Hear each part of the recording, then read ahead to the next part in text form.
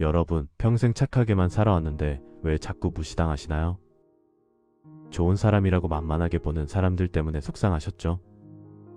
더 이상 그렇게 살지 마세요. 조선시대 천재 정약용도 처음엔 당하기만 했습니다. 하지만 딱 세 마디로 모든 걸 바꿔버렸죠. 지금부터 그 비밀을 알려드리겠습니다. 들으시는 순간 여러분을 대하는 사람들의 태도가 180도 달라질 겁니다. 여러분, 혹시 이런 경험 있으신가요? 누군가 여러분을 우습게 보고 함부로 대하는 일 말입니다. 나이가 들수록 겸손하게 살수록 오히려 만만하게 보이는 경우가 있습니다. 착한 사람, 순한 사람이 도리어 손해보는 세상이 되어버렸습니다. 그런데 조선시대 실학자 정약용 선생께서는 이런 상황을 단 세 마디로 역전시키는 지혜를 남기셨습니다. 오늘은 그 깊은 가르침을 함께 나눠보려 합니다. 어느 봄날 정약용 선생의 서재에 한 제자가 찾아왔습니다. 제자는 고민이 가득한 얼굴로 여쭈었습니다. 선생님, 저는 항상 예의 바르게 행동하고 남에게 피해 주지 않으려 노력합니다. 하지만 사람들은 저를 만만하게 봅니다. 어떻게 해야 할까요? 정약용 선생께서는 잠시 창밖을 바라보시다가 조용히 말씀하셨습니다. 자네는 지금 겸손과 나약함을 혼동하고 있네. 진짜 강한 사람은 세 마디 말로 상황을 바꾸지 라고 하셨습니다. 제자가 다급하게 물었습니다. 그 세 마디가 무엇입니까? 선생께서는 찻잔을 천천히 들어 올리시며 하나씩 설명하기 시작하셨습니다. 첫 번째 말은 고맙습니다만 그건 제 몫이 아닙니다. 입니다. 많은 분들이 부탁을 거절하지 못해 고민하십니다. 특히 우리 세대는 남의 부탁을 들어주는 게 미덕이라 배웠습니다. 하지만 정약용 선생은 이렇게 말씀하셨습니다. 자네 몫이 아닌 일을 떠맡는 건 겸손이 아니라 자신과 상대방 모두를 속이는 일이네 라고 하셨습니다. 이 말씀의 지혜가 어디에 있을까요? 먼저 고맙습니다 라는 표현으로 상대방을 존중합니다. 그러면서도 그건 제 몫이 아닙니다 라고 분명한 선을 그어줍니다. 예를 들어볼까요? 이웃이 여러분께 무리한 부탁을 했을 때입니다. 저희 아이 숙제 좀 봐주시면 안 될까요? 매일 저녁마다요 라고 할 때입니다. 이럴 때 그냥 안 됩니다 라고만 하면 관계가 틀어질 수 있습니다. 하지만 고맙습니다만 매일은 제 사정상 어렵습니다. 가끔은 도와드릴 수 있어요 라고 하면 어떨까요? 상대방의 마음은 존중하되 여러분의 경계는 분명히 지키는 겁니다. 물 흐르듯 부드럽지만 바위처럼 확고한 자세입니다. 정약용 선생은 목민심서에서도 이런 지혜를 강조하셨습니다. 백성을 다스릴 때도 자비롭되 약하지 말고 엄격하되 가혹하지 말라고 하셨습니다. 이것이 바로 진정한 균형입니다. 두 번째 말은 제 생각은 조금 다릅니다. 입니다. 정약용 선생께서 제자에게 설명하셨습니다. 자네가 만만하게 보이는 이유는 항상 다른 사람 의견에만 고개를 끄덕이기 때문이네 라고 하셨습니다. 우리 세대는 어른 말씀에 순종하는 게 효도라고 배웠습니다. 윗사람 의견에 반대하는 건 버릇없는 행동이라 여겨졌습니다. 하지만 이제는 다릅니다. 여러분의 경험과 지혜도 존중받아야 합니다. 예를 들어 자녀들이 이렇게 말할 때가 있습니다. 엄마 아빠 요즘은 다 이렇게 해요. 옛날 방식은 안 통해요 라고 말입니다. 이럴 때 그냥 그래 내 말이 맞다 라고만 하면 어떻게 될까요? 자녀들은 부모님을 시대에 뒤떨어진 분으로 여기게 됩니다. 하지만 내 말도 일리가 있구나. 하지만 엄마 생각은 조금 달라. 이런 점도 생각해봐야 하지 않을까 라고 하면 어떨까요? 세대 간의 대화가 열립니다. 여러분의 인생 경험이 가치를 인정받습니다. 철학자 소크라테스도 비슷한 말을 했습니다. 진정한 지혜는 자신의 무지를 아는 것이지만 동시에 자신이 아는 것에 대해서는 분명히 말할 줄 아는 것이다 라고 했습니다. 정약용 선생도 경세유표에서 강조하셨습니다. 다른 의견을 존중하되 자신의 소신까지 버려서는 안 된다. 옳은 것은 옳다 하고 그른 것은 그르다 해야 한다 고 하셨습니다. 이것이 바로 진정한 어른의 품격입니다. 나무를 보세요. 바람의 가지는 흔들려도 뿌리는 흔들리지 않습니다. 유연하되 중심을 잃지 않는 것입니다. 세 번째 말은 그건 제가 결정할 일입니다. 입니다. 정약용 선생께서 말씀하셨습니다. 자네 인생의 주인은 자네 자신이네. 다른 사람이 자네 인생을 대신 살아줄 수는 없지 않은가? 라고 하셨습니다. 나이가 들면 자꾸만 다른 사람이 정해주는 대로 살게 됩니다. 자녀들이 이웃이 친구들이 정해주는 대로입니다. 병원은 여기로 가세요. 이 보험 드세요. 이렇게 사세요. 저렇게 하세요. 물론 좋은 뜻으로 해주는 조언입니다. 하지만 모든 조언을 다 따를 필요는 없습니다. 여러분의 몸은 여러분이 가장 잘 압니다. 여러분의 형편은 여러분이 가장 잘 아십니다. 예를 들어볼까요? 자녀가 이렇게 말합니다. 엄마, 이 건강식품 꼭 드세요. 제가 알아보니까 좋대요. 라고 합니다. 하지만 여러분은 이미 드시는 약이 많고 경제적으로도 부담됩니다. 이럴 때 그냥 그래 고맙다 라고만 하면 어떻게 될까요? 부담은 커지고 스트레스만 쌓입니다. 하지만 내 마음은 고맙지만 이건 내가 결정할게. 내 몸 상태를 보고 필요하면 먹을게 라고 하면 어떨까요? 자녀의 효심도 인정하고 여러분의 자율성도 지킵니다.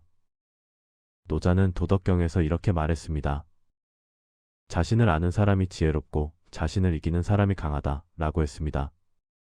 정약용 선생도 유사한 가르침을 주셨습니다. 자신의 일은 자신이 책임지고 결정해야 한다. 다른 사람에게 의지하는 것은 일시적 편안함일 뿐 진정한 평안이 아니다 라고 하셨습니다. 연못을 한번 떠올려 보세요. 맑은 연못은 바람에 잔물결이 일어도 곧 고요함을 되찾습니다. 그 이유는 연못 자체가 평온하기 때문입니다. 여러분도 마찬가지입니다. 주변이 아무리 시끄러워도 여러분의 중심이 확고하면 흔들리지 않습니다. 제자가 다시 물었습니다. 선생님, 그런데 이렇게 말하면 사람들이 저를 이기적이라고 하지 않을까요? 정약용 선생께서 미소 지으시며 대답하셨습니다. 자네, 이기적이라는 것과 자기를 존중한다는 것은 전혀 다른 일이네 라고 하셨습니다. 이기적인 사람은 자기만 생각합니다. 하지만 자기를 존중하는 사람은 자기도 존중하고 남도 존중합니다. 경계를 분명히 한다는 건 서로를 존중하는 첫걸음입니다.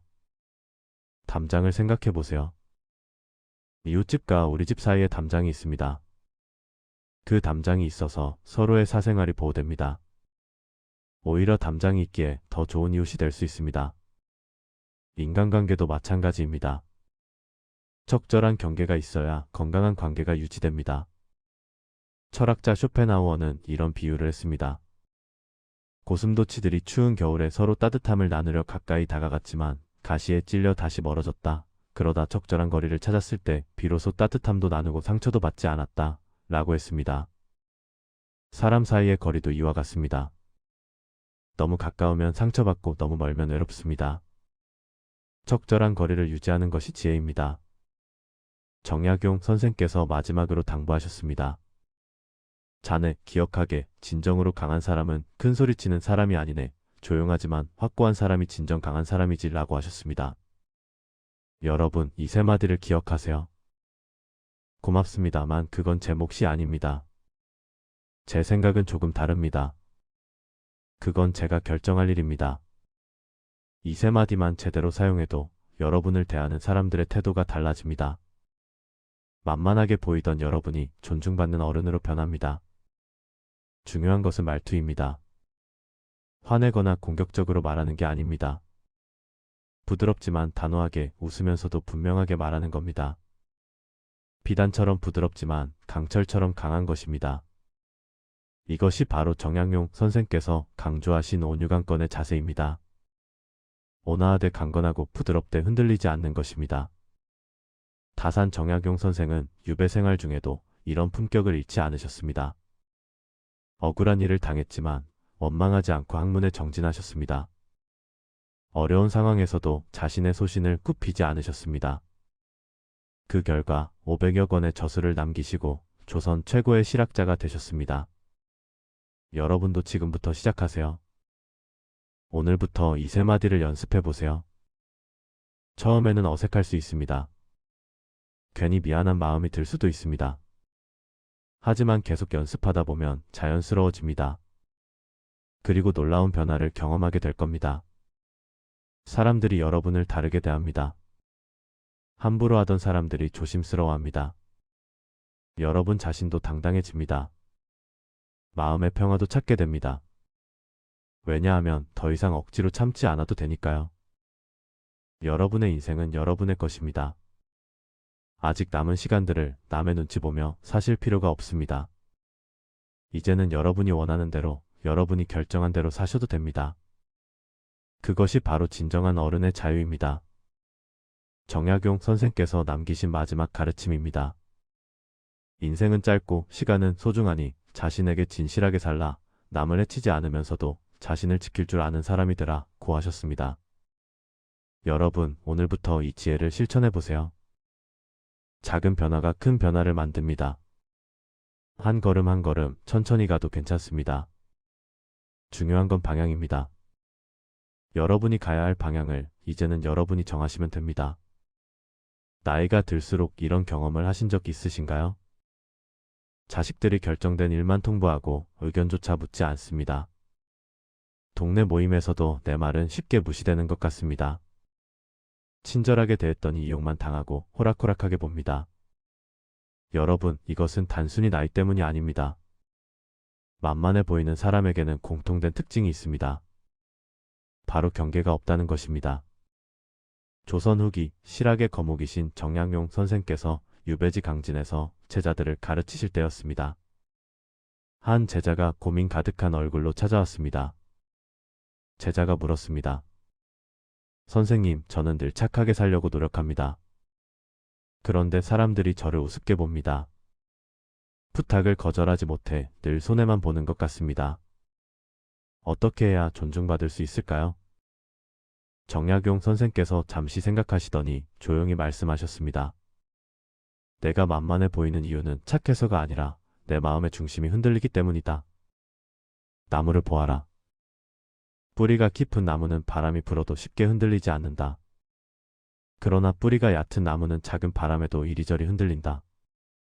사람도 마찬가지다. 마음의 중심이 없으면 다른 사람의 말 한마디에 쉽게 흔들린다.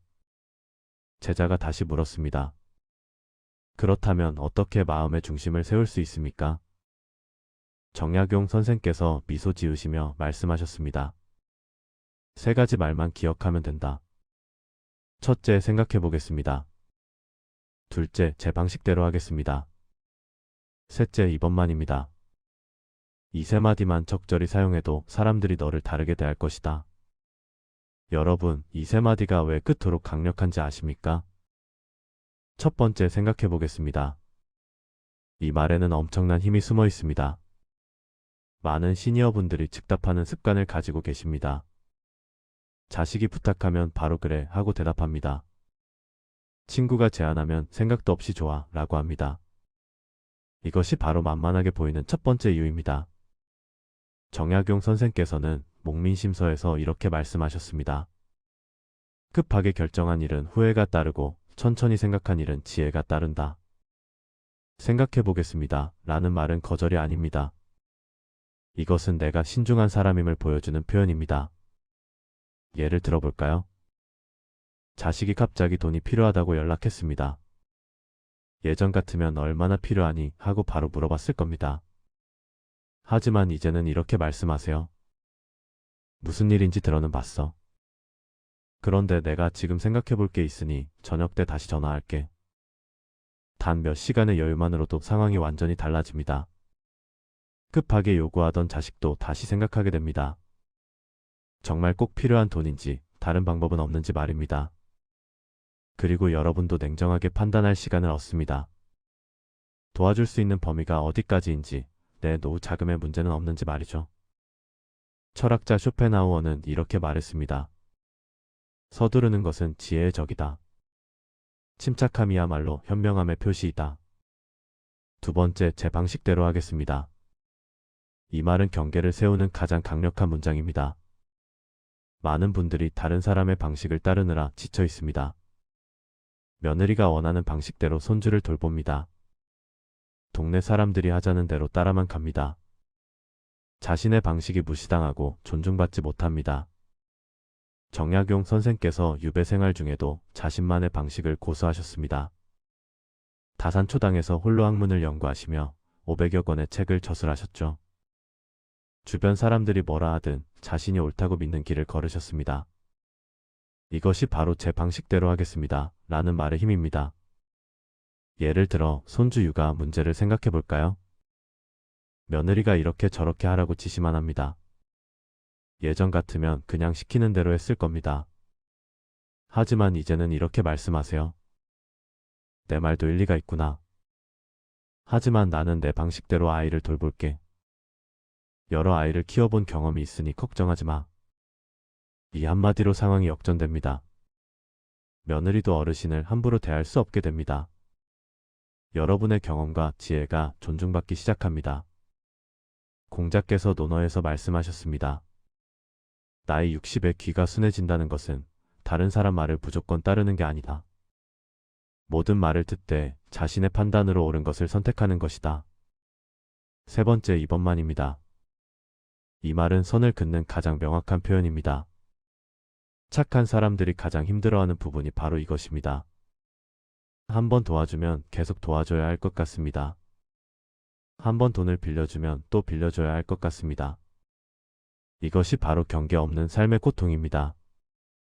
정약용 선생께서 제자에게 이런 말씀을 하셨습니다. 물은 그릇에 담기면 그릇의 모양을 따른다.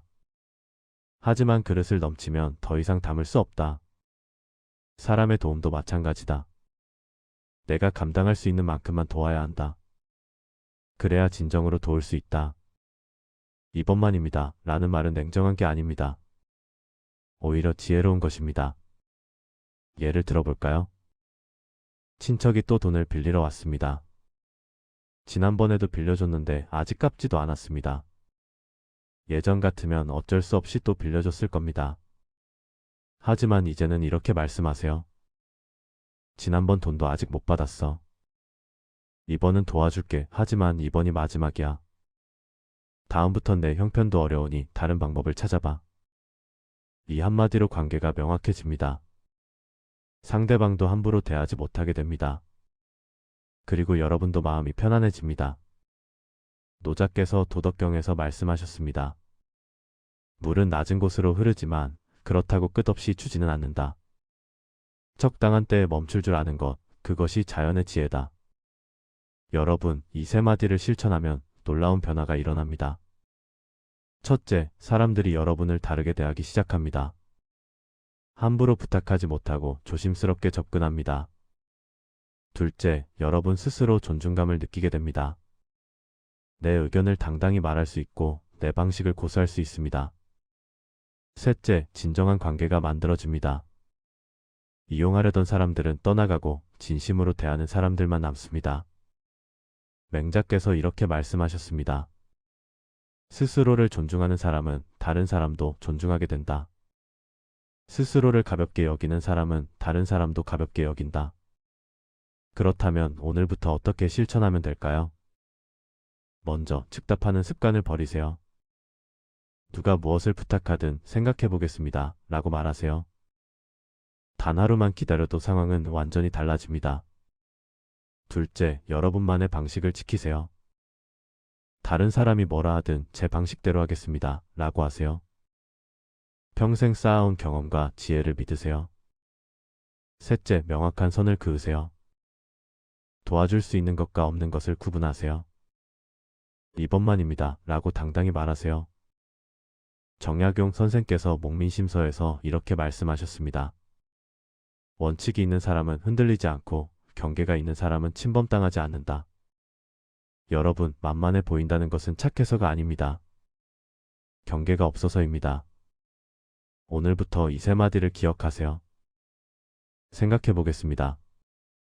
제 방식대로 하겠습니다. 이번만입니다.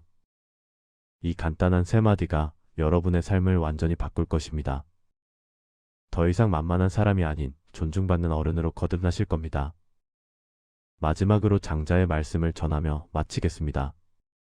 물은 고요할 때 가장 깊어 보인다. 사람도 중심이 있을 때 가장 강해 보인다. 여러분의 마음에 깊은 중심을 세우시길 바랍니다. 그리하여 흔들림 없이 존중받는 삶을 사시길 기원합니다. 살다 보면 누구나 한 번쯤은 이런 경험을 하게 됩니다. 착하고 순한 성품 때문에 혹은 말이 없고 조용한 성격 때문에 만만하게 보이는 일말입니다. 직장에서든 친척 모임에서든 심지어 자식들과의 관계에서도 그렇습니다. 좋은 말로 하면 듣지 않고 부당한 요구를 해도 거절하지 못할 거라 여깁니다. 그런데 여러분, 이런 상황을 단번에 뒤집을 수 있는 방법이 있다는 걸 아십니까? 조선 후기의 대학자 정약용 선생께서 이에 대한 명쾌한 답을 남기셨습니다. 어느 봄날 정약용 선생의 서재에 한 제자가 찾아왔습니다. 제자의 얼굴에는 깊은 고민이 서려 있었습니다. 제자가 조심스럽게 입을 열었습니다. 선생님, 저는 평생 착하게 살려고 노력했습니다. 남에게 해를 끼치지 않고 양보하며 겸손하게 지내왔습니다. 그런데 사람들은 제 착함을 약점으로 여기는 것 같습니다. 이제는 어떤 부탁이든 저에게 먼저 떠넘기고 제 의견은 무시합니다. 어떻게 해야 이 상황에서 벗어날 수 있을까요? 라고 물었습니다. 정약용 선생께서는 잠시 창밖을 바라보셨습니다. 마당에는 대나무 한 그루가 바람에 흔들리고 있었습니다. 선생께서 부드럽게 말씀하셨습니다. 자네는 저 대나무를 보게. 태풍이 불어와도 꺾이지 않고 눈이 쌓여도 버텨내는 것을 보았는가? 하지만 대나무는 단단한 소나무보다 더 유연하고 부드럽네. 그런데도 아무도 대나무를 만만하게 보지 않는 이유가 무엇일까? 제자가 고개를 갸우뚱하며 생각에 잠겼습니다. 선생께서 다시 말씀을 이어가셨습니다. 대나무에게는 세 가지가 있기 때문이라네. 첫째는 속이 비어있되 중심은 곧다는 것이고, 둘째는 겉으로는 흔들려도 뿌리는 단단하다는 것이며, 셋째는 필요할 때는 칼날처럼 날카로워진다는 것이라네. 착한 사람이 만만하게 보이는 이유는 이 세 가지가 없기 때문이라네 라고 하셨습니다. 제자의 눈이 조금씩 밝아지기 시작했습니다. 정약용 선생께서는 제자에게 차 한 잔을 따라주시며 말씀하셨습니다. 자네가 진정 상황을 바꾸고 싶다면 세 마디만 기억하게. 첫 번째 마디는 고맙습니다만 그건 제 몫이 아닙니다. 라는 것이라네. 두 번째 마디는 제 생각은 다릅니다. 라는 것이고, 세 번째 마디는 다시는 그런 일이 없어야겠습니다. 라는 것이라네. 이 세 마디가 바로 만만한 사람을 당당한 사람으로 바꾸는 힘이라네. 라고 가르침을 주셨습니다. 여러분, 이 세 마디가 왜 그토록 강력한 힘을 지니는지 함께 살펴보겠습니다. 첫 번째 마디인 고맙습니다만 그건 제 몫이 아닙니다. 라는 말에는 깊은 지혜가 담겨 있습니다. 많은 분들이 거절을 무례한 행동이라 여기십니다. 특히 우리 세대는 어릴 때부터 순종과 희생을 미덕으로 배웠기 때문에 더욱 그렇습니다. 하지만 정약용 선생께서는 목민심서에서 이렇게 말씀하셨습니다. 각자의 직분이 있고 각자의 책임이 있으니 이를 명확히 하는 것이 바른 다스림의 시작이라네 라고 하셨습니다. 이 말씀은 관리들에게 한 것이지만 우리 삶에도 똑같이 적용됩니다. 여러분의 착함은 소중한 덕목입니다. 하지만 그 착함이 남의 책임까지 떠안는 것을 의미하지는 않습니다. 마치 밭에서 자기 구역을 열심히 가꾸는 것은 좋지만 남의 밭까지 대신 매줄 필요는 없는 것과 같습니다. 고맙습니다만 그건 제 몫이 아닙니다. 라고 말할 때 중요한 것은 태도입니다. 화를 내거나 공격적일 필요는 전혀 없습니다. 오히려 따뜻하고 정중하게 하지만 단호하게 말하는 것입니다. 마치 봄날의 햇살처럼 부드럽되 여름 정오의 태양처럼 명확한 것입니다. 두 번째 마디인 제 생각은 다릅니다. 라는 말은 더욱 중요합니다. 많은 시니어분들이 평생을 살아오시면서 자신의 의견을 표현하는 것을 배우지 못하셨습니다. 특히 어른 앞에서, 윗사람 앞에서는 무조건 따르는 것이 예의라고 여겨졌습니다. 하지만 이제는 다릅니다. 여러분의 오랜 인생 경험에서 나온 생각과 의견은 존중받아야 마땅합니다. 정약용 선생께서는 제자들에게 이렇게 가르치셨습니다.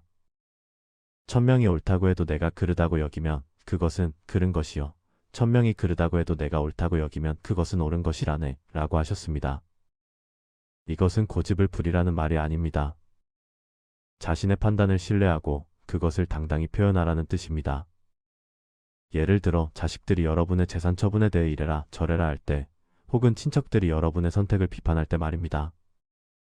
그럴 때 조용히 하지만 분명하게 제 생각은 다릅니다. 라고 말하는 것입니다. 이 한마디가 여러분의 존재감을 완전히 바꿔놓습니다. 마치 고요한 연못에 던진 작은 돌멩이가 큰 파문을 일으키듯이 말입니다. 세 번째 마디인 다시는 그런 일이 없어야겠습니다. 라는 말은 가장 강력한 선언입니다. 이것은 단순한 부탁이 아니라 명확한 선긋기입니다. 정약용 선생께서는 다산시문집에서 이렇게 쓰셨습니다. 한 번 허락한 잘못된 일은 두 번, 세 번 반복되니 처음부터 단호히 막는 것이 지혜라네 라고 하셨습니다. 많은 분들이 이미 일어난 일에 대해서는 참고 넘어가시지만 그것이 반복되는 것까지 허용하시면 안 됩니다. 누군가 여러분의 선의를 이용했다면, 여러분의 시간과 노력을 함부로 대했다면 그때는 분명히 말해야 합니다. 다시는 그런 일이 없어야겠습니다. 라고 말하는 것입니다. 이 말에는 경고와 기대가 동시에 담겨 있습니다. 경고는 더 이상은 받아들이지 않겠다는 것이고, 기대는 상대방이 변화할 수 있다는 믿음입니다. 제자가 선생께 다시 여쭈었습니다. 선생님, 그런데 이 세 마디를 말하는 것이 너무 어렵습니다. 평생 그렇게 살아오지 않았는데 갑자기 바꾸기가 쉽지 않습니다. 라고 말했습니다. 정약용 선생께서는 빙그레 웃으시며 대답하셨습니다. 자네 말이 맞네. 하지만 겨울 땅속에 묻힌 씨앗을 생각해보게. 씨앗은 딱딱한 껍질을 깨고 나오기가 얼마나 힘들겠는가. 그러나 그 힘든 과정을 거쳐야만 비로소 새싹이 되고 나무가 되는 것이라네. 처음 한두 번은 어색하고 불편할 것이네. 목소리도 떨리고 가슴도 두근거릴 것이라네. 하지만 그것이 바로 자네가 성장하고 있다는 증거라네. 라고 격려해 주셨습니다. 여러분, 이제 구체적으로 이 세 마디를 어떻게 사용하는지 살펴보겠습니다. 먼저 직장이나 모임에서 항상 꾸준히 일을 떠맡게 될 때입니다. 설거지, 청소, 심부름 같은 일들이 항상 여러분께 돌아옵니다. 그럴 때 이렇게 말하는 것입니다. 고맙습니다만 그건 제 몫이 아닙니다. 돌아가면서 하는 것이 공평하다고 생각합니다. 라고 말하는 것입니다. 이때 중요한 것은 미소를 띠고 부드럽게 하지만 흔들림 없이 말하는 것입니다. 다음으로 자식들이나 친척들이 여러분의 결정에 간섭할 때입니다. 어디 살지, 돈을 어떻게 쓸지, 누구를 만날지 등에 대해 이래라 저래라 할 때 말입니다. 그럴 때는 이렇게 말하십시오. 너희 생각은 잘 알겠다. 하지만 제 생각은 다릅니다. 내 인생이니 내가 결정하겠습니다. 라고 분명히 하는 것입니다. 마지막으로 누군가 여러분의 호의를 당연하게 여기며 반복적으로 이용할 때입니다. 돈을 빌려가고 갚지 않거나 부탁만 하고 고마워하지 않거나 여러분의 시간을 함부로 대할 때 말입니다. 그때는 단호하게 말해야 합니다. 다시는 그런 일이 없어야겠습니다. 한 번은 이해하지만 두 번은 받아들일 수 없습니다. 라고 선을 긋는 것입니다. 철학자 쇼펜하우어는 이렇게 말했습니다. 존중은 요구하는 것이 아니라 보여주는 것이라네. 라고 했습니다. 여러분이 스스로를 존중하는 모습을 보일 때 다른 사람들도 여러분을 존중하게 됩니다. 정약용 선생께서도 경세유표에서 비슷한 말씀을 하셨습니다. 스스로를 귀하게 여기지 않는 자를 남이 귀하게 여기지 않으며 스스로를 낮추는 자를 남이 높이지 않는 법이라네. 라고 쓰셨습니다. 여러분, 이 세 마디를 말하는 것이 이기적이거나 냉정한 것이 아닙니다. 오히려 이것은 건강한 관계를 위한 필수 요소입니다. 경계가 없는 관계는 결국 한쪽의 희생과 다른 쪽의 착취로 이어집니다. 하지만 명확한 경계가 있는 관계는 서로를 존중하고 배려하는 관계로 발전합니다. 마치 이웃한 두 밭 사이의 경계를 세우는 것처럼 말입니다. 경계가 있어야 서로의 영역을 존중하고 좋은 이웃으로 지낼 수 있습니다. 정약용 선생의 제자는 그날 이후 조금씩 변화하기 시작했습니다. 처음에는 떨리는 목소리로, 그 다음에는 조금 더 자신있게 세 마디를 말하기 시작했습니다. 놀랍게도 주변 사람들의 태도가 달라지기 시작했습니다. 함부로 대하던 사람들이 조심스러워졌고 무시하던 사람들이 귀 기울이기 시작했습니다. 제자가 다시 선생을 찾아와 감사 인사를 드렸습니다. 선생님의 가르침 덕분에 제 삶이 완전히 바뀌었습니다. 라고 말했습니다. 정약용 선생께서는 고개를 저으며 말씀하셨습니다. 내가 자네를 바꾼 것이 아니라네. 자네가 원래 가지고 있던 힘을 깨달은 것뿐이라네. 대나무는 처음부터 대나무였네. 다만 자신이 대나무라는 것을 잊고 살았을 뿐이라네. 라고 하셨습니다. 여러분, 오늘 이 순간부터 기억하십시오. 여러분은 만만한 사람이 아닙니다. 여러분은 수십 년의 인생을 살아오신 지혜로운 분들입니다. 다만 그 지혜를 표현하는 방법을 몰랐을 뿐입니다. 이제 세 마디를 기억하십시오. 고맙습니다만 그건 제 몫이 아닙니다. 제 생각은 다릅니다.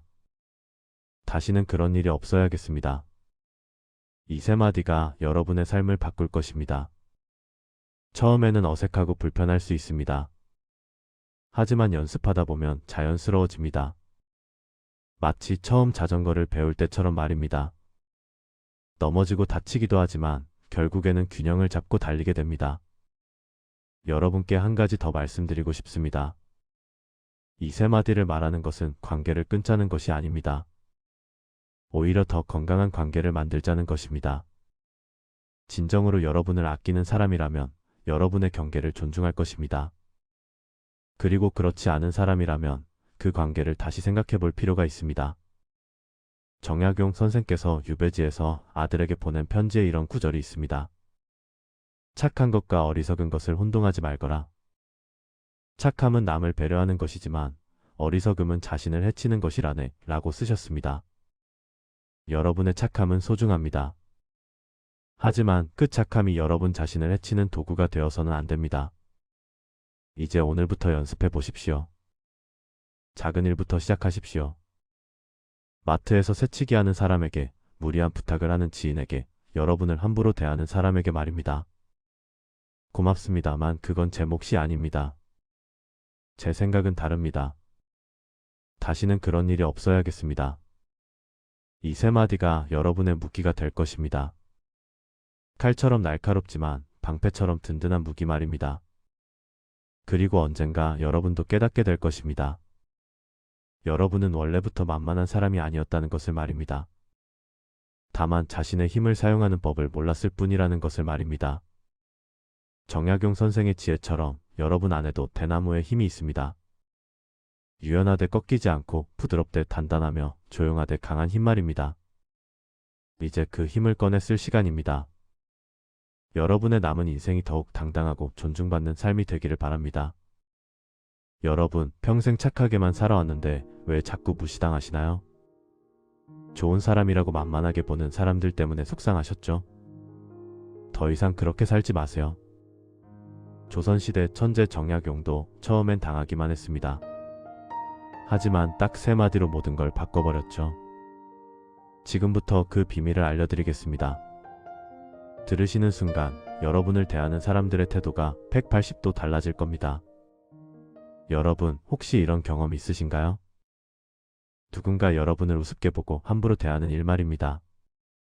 나이가 들수록 겸손하게 살수록 오히려 만만하게 보이는 경우가 있습니다. 착한 사람, 순한 사람이 도리어 손해보는 세상이 되어버렸습니다. 그런데 조선시대 실학자 정약용 선생께서는 이런 상황을 단 세 마디로 역전시키는 지혜를 남기셨습니다. 오늘은 그 깊은 가르침을 함께 나눠보려 합니다. 어느 봄날 정약용 선생의 서재에 한 제자가 찾아왔습니다. 제자는 고민이 가득한 얼굴로 여쭈었습니다. 선생님, 저는 항상 예의 바르게 행동하고 남에게 피해주지 않으려 노력합니다. 하지만 사람들은 저를 만만하게 봅니다. 어떻게 해야 할까요? 정약용 선생께서는 잠시 창밖을 바라보시다가 조용히 말씀하셨습니다. 자네는 지금 겸손과 나약함을 혼동하고 있네. 진짜 강한 사람은 세 마디 말로 상황을 바꾸지 라고 하셨습니다. 제자가 다급하게 물었습니다. 그 세 마디가 무엇입니까? 선생께서는 찻잔을 천천히 들어 올리시며 하나씩 설명하기 시작하셨습니다. 첫 번째 말은 고맙습니다만 그건 제 몫이 아닙니다. 입니다. 많은 분들이 부탁을 거절하지 못해 고민하십니다. 특히 우리 세대는 남의 부탁을 들어주는 게 미덕이라 배웠습니다. 하지만 정약용 선생은 이렇게 말씀하셨습니다. 자네 몫이 아닌 일을 떠맡는 건 겸손이 아니라 자신과 상대방 모두를 속이는 일이네 라고 하셨습니다. 이 말씀의 지혜가 어디에 있을까요? 먼저 고맙습니다 라는 표현으로 상대방을 존중합니다. 그러면서도 그건 제 몫이 아닙니다 라고 분명한 선을 그어줍니다. 예를 들어볼까요? 이웃이 여러분께 무리한 부탁을 했을 때입니다. 저희 아이 숙제 좀 봐주시면 안 될까요? 매일 저녁마다요. 라고 할 때입니다. 이럴 때 그냥 안 됩니다. 라고만 하면 관계가 틀어질 수 있습니다. 하지만 고맙습니다만 매일은 제 사정상 어렵습니다. 가끔은 도와드릴 수 있어요. 라고 하면 어떨까요? 상대방의 마음은 존중하되 여러분의 경계는 분명히 지키는 겁니다.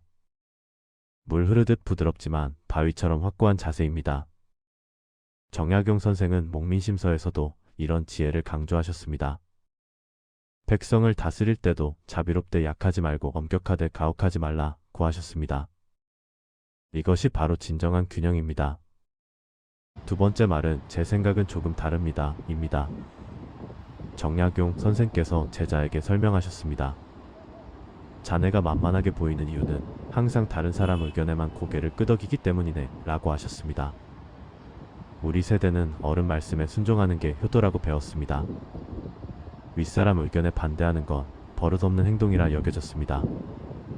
하지만 이제는 다릅니다. 여러분의 경험과 지혜도 존중받아야 합니다. 예를 들어 자녀들이 이렇게 말할 때가 있습니다. 엄마 아빠 요즘은 다 이렇게 해요. 옛날 방식은 안 통해요. 라고 말입니다. 이럴 때 그냥 그래 내 말이 맞다 라고만 하면 어떻게 될까요? 자녀들은 부모님을 시대에 뒤떨어진 분으로 여기게 됩니다. 하지만 내 말도 일리가 있구나. 하지만 엄마 생각은 조금 달라. 이런 점도 생각해봐야 하지 않을까? 라고 하면 어떨까요? 세대 간의 대화가 열립니다. 여러분의 인생 경험이 가치를 인정받습니다. 철학자 소크라테스도 비슷한 말을 했습니다. 진정한 지혜는 자신의 무지를 아는 것이지만 동시에 자신이 아는 것에 대해서는 분명히 말할 줄 아는 것이다 라고 했습니다. 정약용 선생도 경세유표에서 강조하셨습니다. 다른 의견을 존중하되 자신의 소신까지 버려서는 안 된다. 옳은 것은 옳다 하고 그른 것은 그르다 해야 한다 고 하셨습니다. 이것이 바로 진정한 어른의 품격입니다.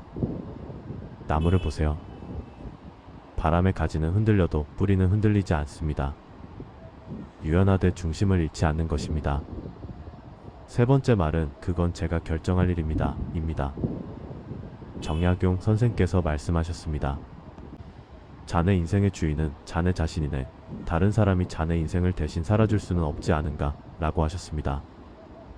나이가 들면 자꾸만 다른 사람이 정해주는 대로 살게 됩니다.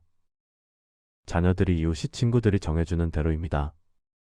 병원은 여기로 가세요. 이 보험 드세요. 이렇게 사세요. 저렇게 하세요. 물론 좋은 뜻으로 해주는 조언입니다.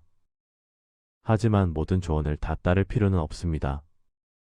여러분의 몸은 여러분이 가장 잘 압니다. 여러분의 형편은 여러분이 가장 잘 아십니다. 예를 들어볼까요? 자녀가 이렇게 말합니다. 엄마, 이 건강식품 꼭 드세요. 제가 알아보니까 좋대요. 라고 합니다. 하지만 여러분은 이미 드시는 약이 많고 경제적으로도 부담됩니다. 이럴 때 그냥 그래 고맙다 라고만 하면 어떻게 될까요? 부담은 커지고 스트레스만 쌓입니다. 하지만 내 마음은 고맙지만 이건 내가 결정할게. 내 몸 상태를 보고 필요하면 먹을게 라고 하면 어떨까요? 자녀의 효심도 인정하고 여러분의 자율성도 지킵니다. 노자는 도덕경에서 이렇게 말했습니다. 자신을 아는 사람이 지혜롭고 자신을 이기는 사람이 강하다 라고 했습니다. 정약용 선생도 유사한 가르침을 주셨습니다. 자신의 일은 자신이 책임지고 결정해야 한다. 다른 사람에게 의지하는 것은 일시적 편안함일 뿐 진정한 평안이 아니다 라고 하셨습니다. 연못을 한번 떠올려 보세요. 맑은 연못은 바람에 잔물결이 일어도 곧 고요함을 되찾습니다. 그 이유는 연못 자체가 평온하기 때문입니다. 여러분도 마찬가지입니다. 주변이 아무리 시끄러워도 여러분의 중심이 확고하면 흔들리지 않습니다. 제자가 다시 물었습니다. 선생님, 그런데 이렇게 말하면 사람들이 저를 이기적이라고 하지 않을까요? 정약용 선생께서 미소 지으시며 대답하셨습니다. 자네, 이기적이라는 것과 자기를 존중한다는 것은 전혀 다른 일이네 라고 하셨습니다. 이기적인 사람은 자기만 생각합니다. 하지만 자기를 존중하는 사람은 자기도 존중하고 남도 존중합니다. 경계를 분명히 한다는 건 서로를 존중하는 첫걸음입니다. 담장을 생각해 보세요. 이웃집과 우리 집 사이에 담장이 있습니다. 그 담장이 있어서 서로의 사생활이 보호됩니다. 오히려 담장이 있기에 더 좋은 이웃이 될 수 있습니다. 인간관계도 마찬가지입니다. 적절한 경계가 있어야 건강한 관계가 유지됩니다. 철학자 쇼펜하우어는 이런 비유를 했습니다. 고슴도치들이 추운 겨울에 서로 따뜻함을 나누려 가까이 다가갔지만 가시에 찔려 다시 멀어졌다. 그러다 적절한 거리를 찾았을 때 비로소 따뜻함도 나누고 상처도 받지 않았다. 라고 했습니다. 사람 사이의 거리도 이와 같습니다. 너무 가까우면 상처받고 너무 멀면 외롭습니다. 적절한 거리를 유지하는 것이 지혜입니다. 정약용 선생께서 마지막으로 당부하셨습니다. 자네 기억하게 진정으로 강한 사람은 큰 소리치는 사람이 아니네. 조용하지만 확고한 사람이 진정 강한 사람이지 라고 하셨습니다. 여러분 이 세 마디를 기억하세요. 고맙습니다만 그건 제 몫이 아닙니다. 제 생각은 조금 다릅니다. 그건 제가 결정할 일입니다. 이 세 마디만 제대로 사용해도 여러분을 대하는 사람들의 태도가 달라집니다. 만만하게 보이던 여러분이 존중받는 어른으로 변합니다. 중요한 것은 말투입니다. 화내거나 공격적으로 말하는 게 아닙니다. 부드럽지만 단호하게 웃으면서도 분명하게 말하는 겁니다. 비단처럼 부드럽지만 강철처럼 강한 것입니다. 이것이 바로 정약용 선생께서 강조하신 온유강건의 자세입니다. 온화하되 강건하고 부드럽되 흔들리지 않는 것입니다.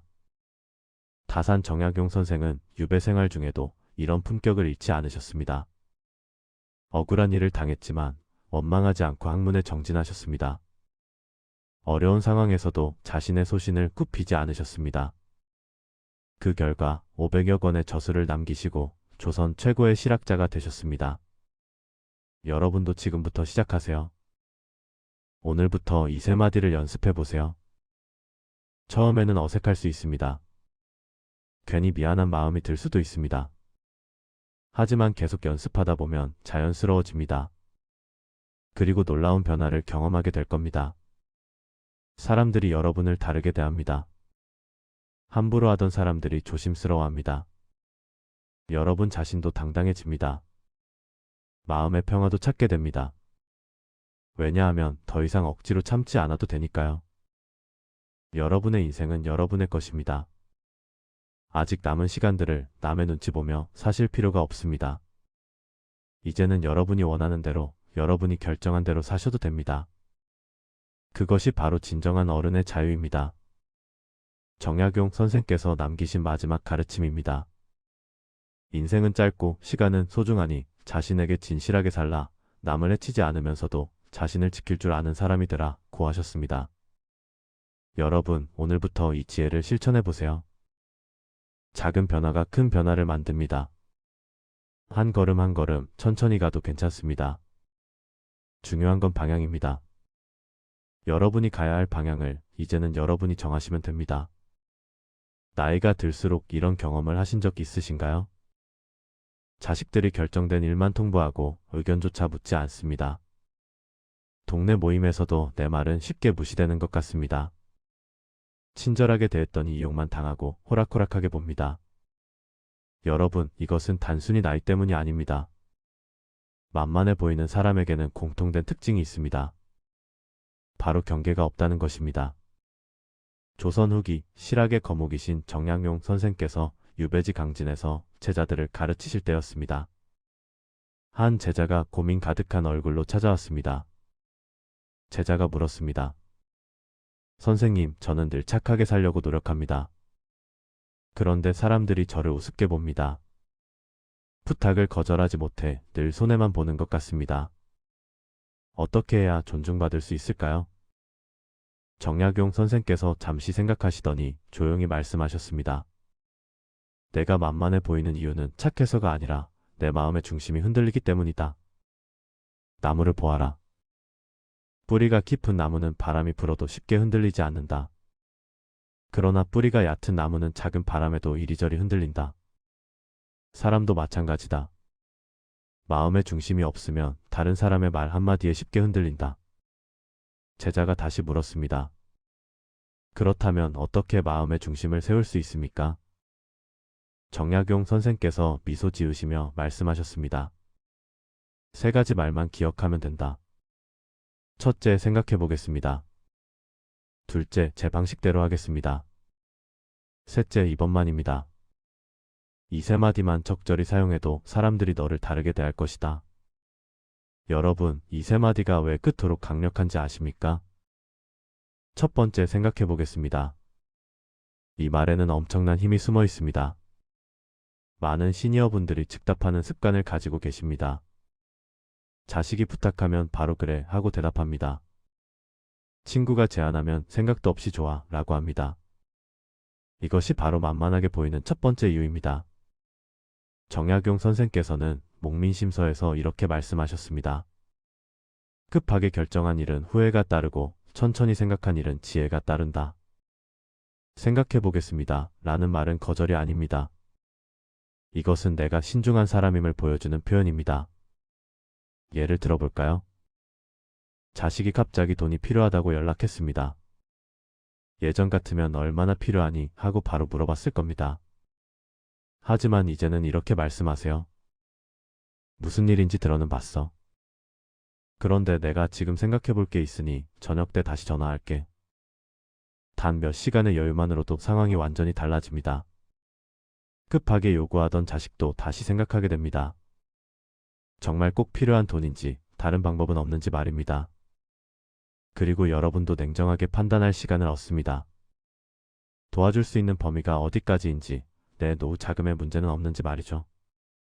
철학자 쇼펜하우어는 이렇게 말했습니다. 서두르는 것은 지혜의 적이다. 침착함이야말로 현명함의 표시이다. 두 번째, 제 방식대로 하겠습니다. 이 말은 경계를 세우는 가장 강력한 문장입니다. 많은 분들이 다른 사람의 방식을 따르느라 지쳐 있습니다. 며느리가 원하는 방식대로 손주를 돌봅니다.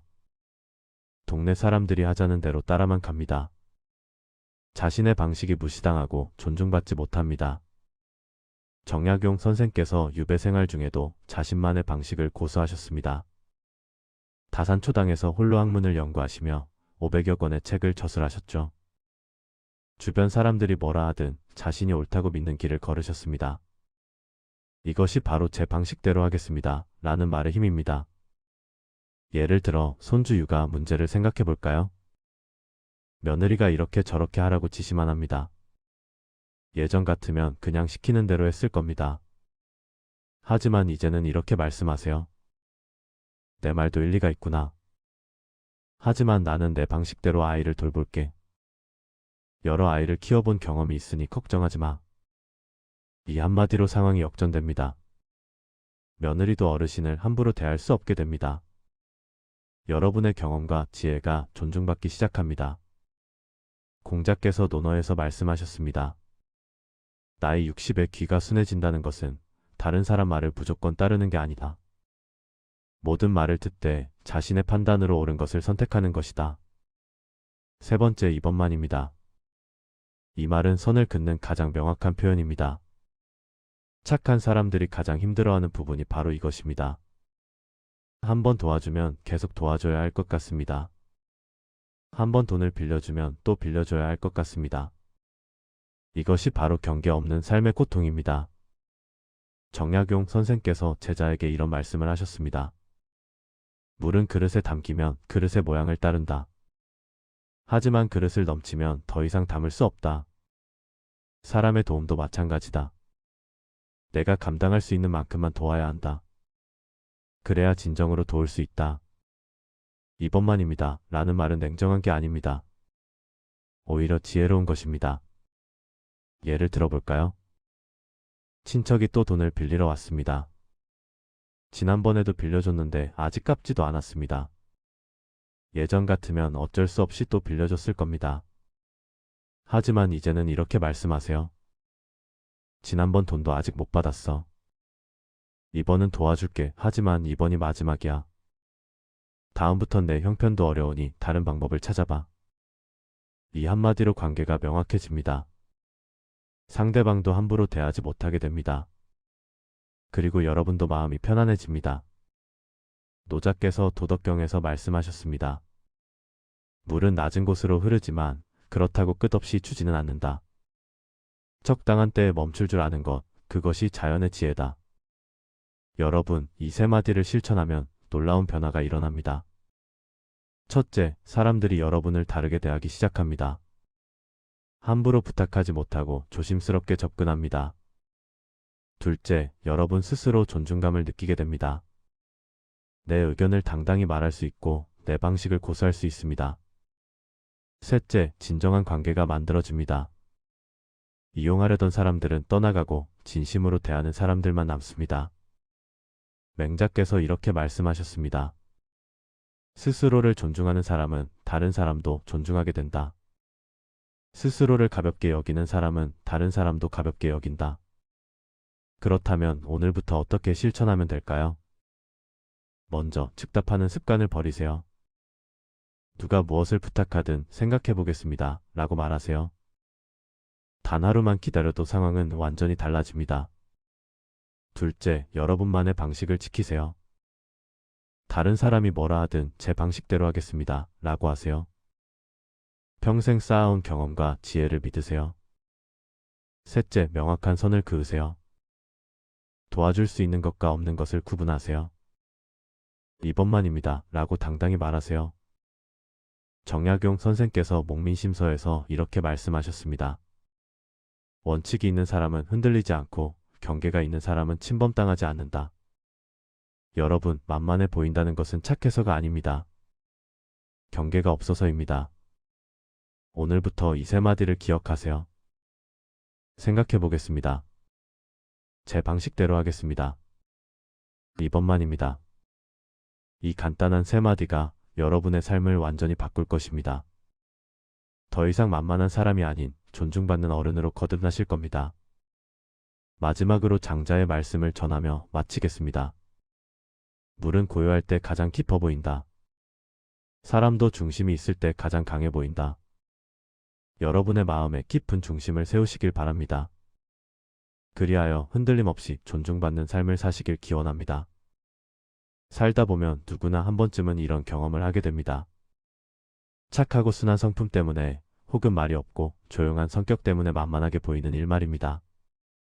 직장에서든 친척 모임에서든 심지어 자식들과의 관계에서도 그렇습니다. 좋은 말로 하면 듣지 않고 부당한 요구를 해도 거절하지 못할 거라 여깁니다. 그런데 여러분, 이런 상황을 단번에 뒤집을 수 있는 방법이 있다는 걸 아십니까? 조선 후기의 대학자 정약용 선생께서 이에 대한 명쾌한 답을 남기셨습니다. 어느 봄날 정약용 선생의 서재에 한 제자가 찾아왔습니다. 제자의 얼굴에는 깊은 고민이 서려 있었습니다. 제자가 조심스럽게 입을 열었습니다. 선생님, 저는 평생 착하게 살려고 노력했습니다. 남에게 해를 끼치지 않고 양보하며 겸손하게 지내왔습니다. 그런데 사람들은 제 착함을 약점으로 여기는 것 같습니다. 이제는 어떤 부탁이든 저에게 먼저 떠넘기고 제 의견은 무시합니다. 어떻게 해야 이 상황에서 벗어날 수 있을까요? 라고 물었습니다. 정약용 선생께서는 잠시 창밖을 바라보셨습니다. 마당에는 대나무 한 그루가 바람에 흔들리고 있었습니다. 선생께서 부드럽게 말씀하셨습니다. 자네는 저 대나무를 보게. 태풍이 불어와도 꺾이지 않고 눈이 쌓여도 버텨내는 것을 보았는가? 하지만 대나무는 단단한 소나무보다 더 유연하고 부드럽네. 그런데도 아무도 대나무를 만만하게 보지 않는 이유가 무엇일까? 제자가 고개를 갸우뚱하며 생각에 잠겼습니다. 선생께서 다시 말씀을 이어가셨습니다. 대나무에게는 세 가지가 있기 때문이라네. 첫째는 속이 비어있되 중심은 곧다는 것이고, 둘째는 겉으로는 흔들려도 뿌리는 단단하다는 것이며, 셋째는 필요할 때는 칼날처럼 날카로워진다는 것이라네. 착한 사람이 만만하게 보이는 이유는 이 세 가지가 없기 때문이라네 라고 하셨습니다. 제자의 눈이 조금씩 밝아지기 시작했습니다. 정약용 선생께서는 제자에게 차 한 잔을 따라주시며 말씀하셨습니다. 자네가 진정 상황을 바꾸고 싶다면 세 마디만 기억하게. 첫 번째 마디는 고맙습니다만 그건 제 몫이 아닙니다. 라는 것이라네. 두 번째 마디는 제 생각은 다릅니다. 라는 것이고, 세 번째 마디는 다시는 그런 일이 없어야겠습니다. 라는 것이라네. 이 세 마디가 바로 만만한 사람을 당당한 사람으로 바꾸는 힘이라네 라고 가르침을 주셨습니다. 여러분, 이 세 마디가 왜 그토록 강력한 힘을 지니는지 함께 살펴보겠습니다. 첫 번째 마디인 고맙습니다만 그건 제 몫이 아닙니다.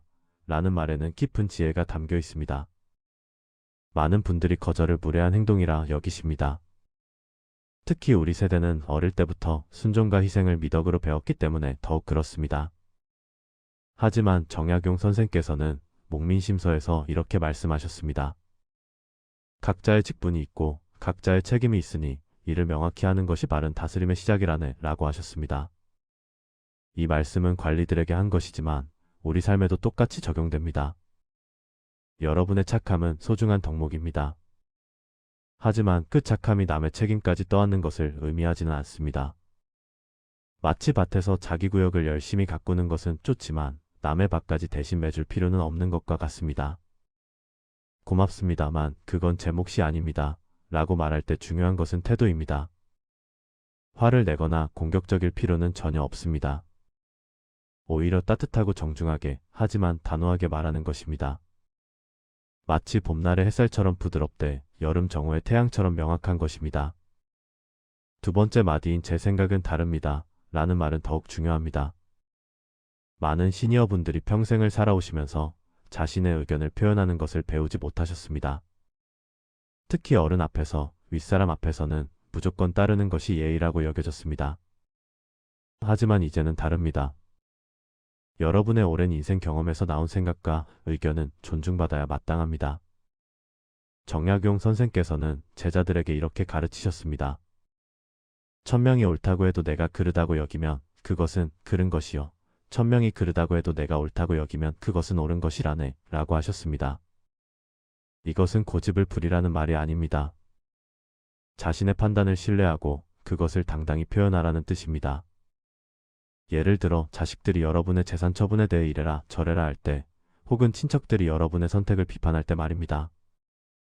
그럴 때 조용히 하지만 분명하게 제 생각은 다릅니다. 라고 말하는 것입니다. 이 한마디가 여러분의 존재감을 완전히 바꿔놓습니다. 마치 고요한 연못에 던진 작은 돌멩이가 큰 파문을 일으키듯이 말입니다. 세 번째 마디인 다시는 그런 일이 없어야겠습니다. 라는 말은 가장 강력한 선언입니다. 이것은 단순한 부탁이 아니라 명확한 선긋기입니다. 정약용 선생께서는 다산시문집에서 이렇게 쓰셨습니다. 한 번 허락한 잘못된 일은 두 번, 세 번 반복되니 처음부터 단호히 막는 것이 지혜라네 라고 하셨습니다. 많은 분들이 이미 일어난 일에 대해서는 참고 넘어가시지만 그것이 반복되는 것까지 허용하시면 안 됩니다. 누군가 여러분의 선의를 이용했다면, 여러분의 시간과 노력을 함부로 대했다면 그때는 분명히 말해야 합니다. 다시는 그런 일이 없어야겠습니다. 라고 말하는 것입니다. 이 말에는 경고와 기대가 동시에 담겨 있습니다. 경고는 더 이상은 받아들이지 않겠다는 것이고, 기대는 상대방이 변화할 수 있다는 믿음입니다. 제자가 선생께 다시 여쭈었습니다. 선생님, 그런데 이 세 마디를 말하는 것이 너무 어렵습니다. 평생 그렇게 살아오지 않았는데 갑자기 바꾸기가 쉽지 않습니다. 라고 말했습니다. 정약용 선생께서는 빙그레 웃으시며 대답하셨습니다. 자네 말이 맞네. 하지만 겨울 땅속에 묻힌 씨앗을 생각해보게. 씨앗은 딱딱한 껍질을 깨고 나오기가 얼마나 힘들겠는가. 그러나 그 힘든 과정을 거쳐야만 비로소 새싹이 되고 나무가 되는 것이라네.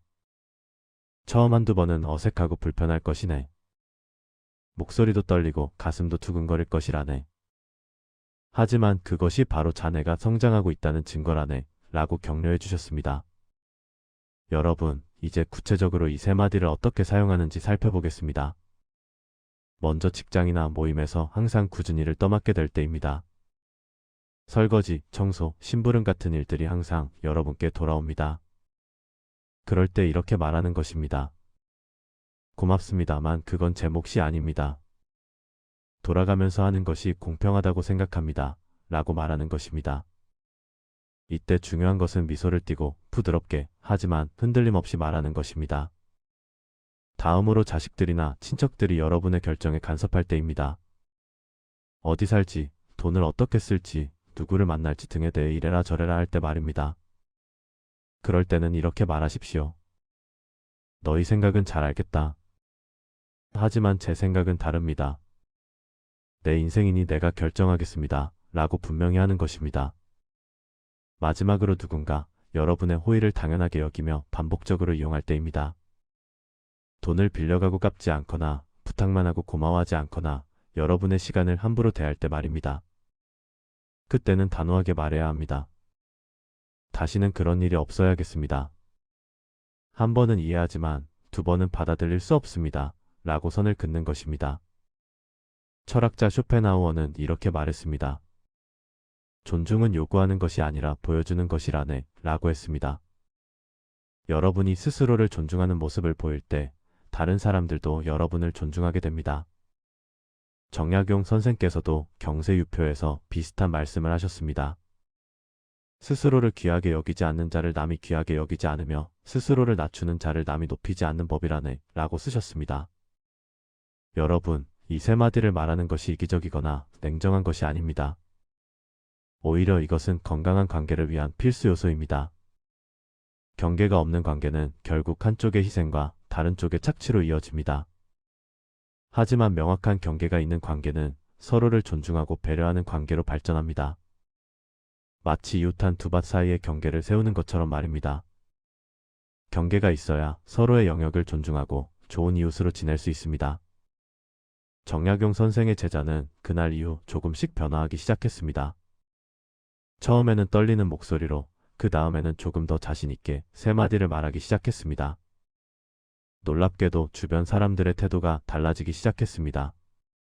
함부로 대하던 사람들이 조심스러워졌고 무시하던 사람들이 귀 기울이기 시작했습니다. 제자가 다시 선생을 찾아와 감사 인사를 드렸습니다. 선생님의 가르침 덕분에 제 삶이 완전히 바뀌었습니다. 라고 말했습니다. 정약용 선생께서는 고개를 저으며 말씀하셨습니다. 내가 자네를 바꾼 것이 아니라네. 자네가 원래 가지고 있던 힘을 깨달은 것뿐이라네. 대나무는 처음부터 대나무였네. 다만 자신이 대나무라는 것을 잊고 살았을 뿐이라네. 라고 하셨습니다. 여러분, 오늘 이 순간부터 기억하십시오. 여러분은 만만한 사람이 아닙니다. 여러분은 수십 년의 인생을 살아오신 지혜로운 분들입니다.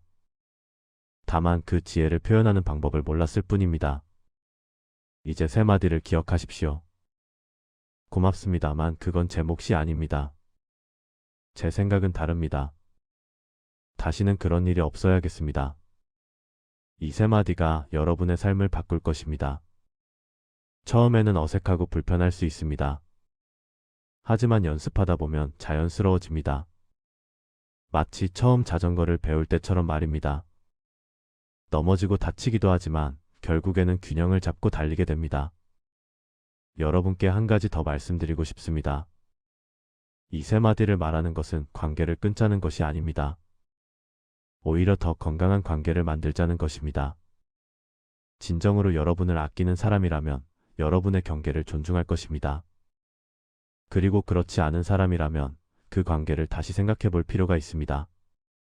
정약용 선생께서 유배지에서 아들에게 보낸 편지에 이런 구절이 있습니다. 착한 것과 어리석은 것을 혼동하지 말거라. 착함은 남을 배려하는 것이지만 어리석음은 자신을 해치는 것이라네 라고 쓰셨습니다. 여러분의 착함은 소중합니다. 하지만 그 착함이 여러분 자신을 해치는 도구가 되어서는 안 됩니다. 이제 오늘부터 연습해 보십시오. 작은 일부터 시작하십시오.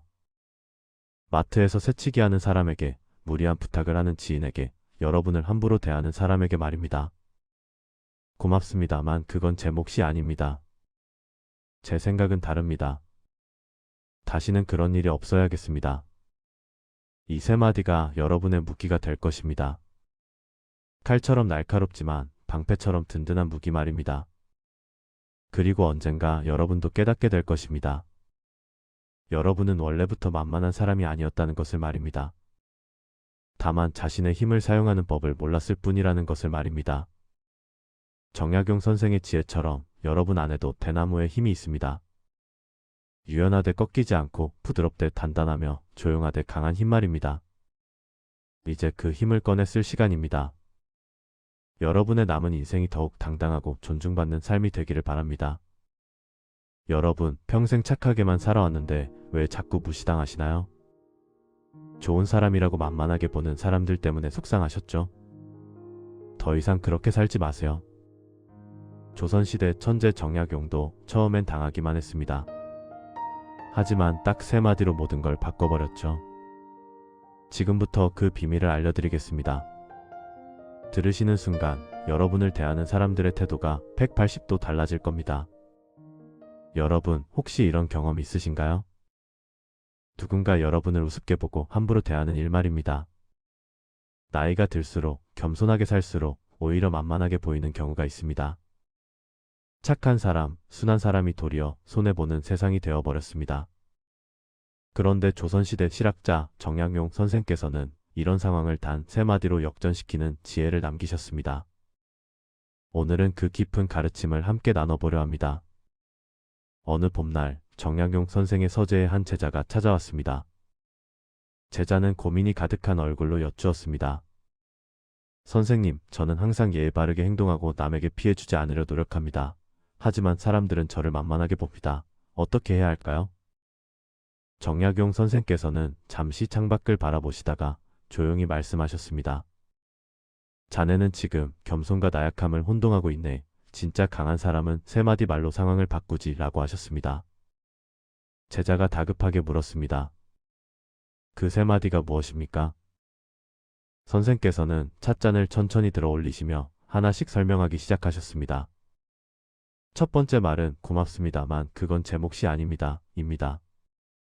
많은 분들이 부탁을 거절하지 못해 고민하십니다. 특히 우리 세대는 남의 부탁을 들어주는 게 미덕이라 배웠습니다. 하지만 정약용 선생은 이렇게 말씀하셨습니다. 자네 몫이 아닌 일을 떠맡는 건 겸손이 아니라 자신과 상대방 모두를 속이는 일이네 라고 하셨습니다. 이 말씀의 지혜가 어디에 있을까요? 먼저 고맙습니다 라는 표현으로 상대방을 존중합니다.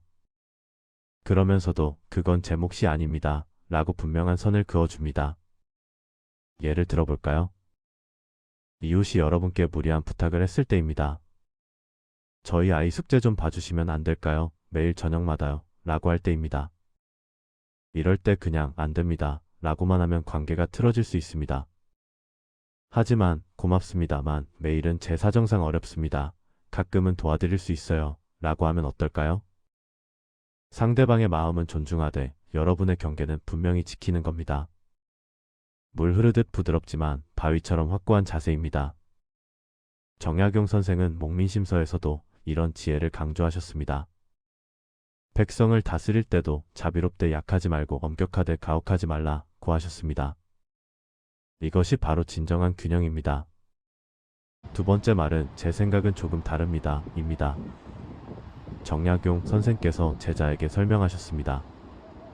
자네가 만만하게 보이는 이유는 항상 다른 사람 의견에만 고개를 끄덕이기 때문이네 라고 하셨습니다. 우리 세대는 어른 말씀에 순종하는 게 효도라고 배웠습니다. 윗사람 의견에 반대하는 건 버릇없는 행동이라 여겨졌습니다. 하지만 이제는 다릅니다. 여러분의 경험과 지혜도 존중받아야 합니다.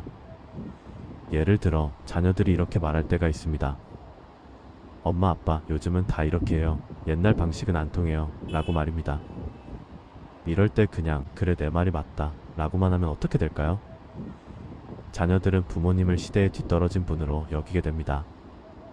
하지만 내 말도 일리가 있구나. 하지만 엄마 생각은 조금 달라.